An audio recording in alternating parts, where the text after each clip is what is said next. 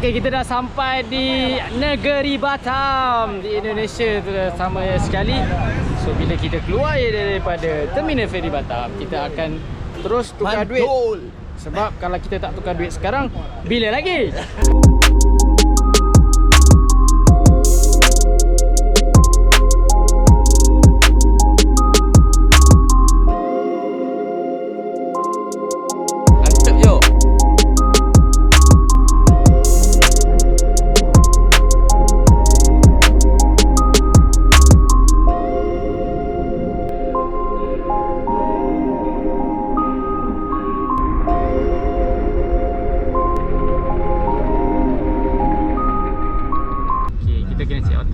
Supaya senang, supaya hotel tu tak habis kan, sebab sekarang ni musim perayaan Chinese New Year, so ramai orang dia bercuti kat sini.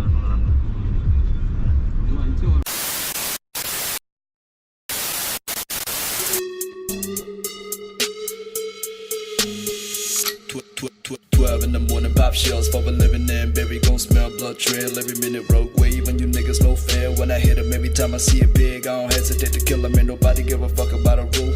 Either get diplomas or a tool. I'm a cool with my youngest no boo. When I was bringing this K, you fuckers fucking gang affiliated with nothing but my name. Man, I don't give a fuck about a motherfucking pole. I'ma pull up with that stick and hit your motherfucking door.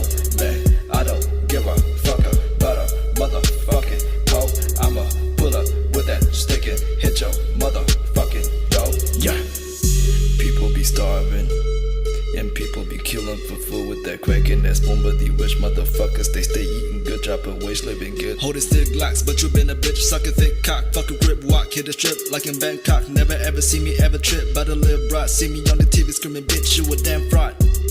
And you don't wanna fuck with a chicken like me when I pull up.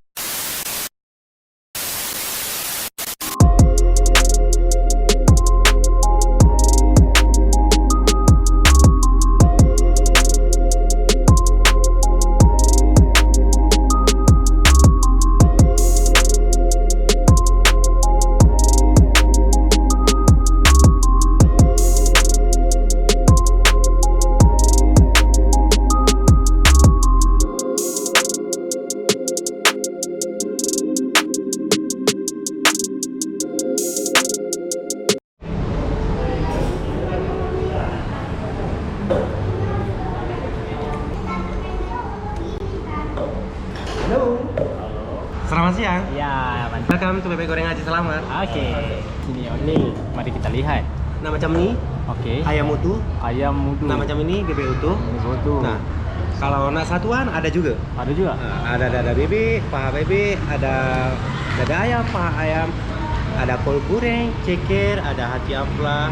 Ini ada juga kepala ayam dan ini ada kepala bebek. Okey, mantap. Mana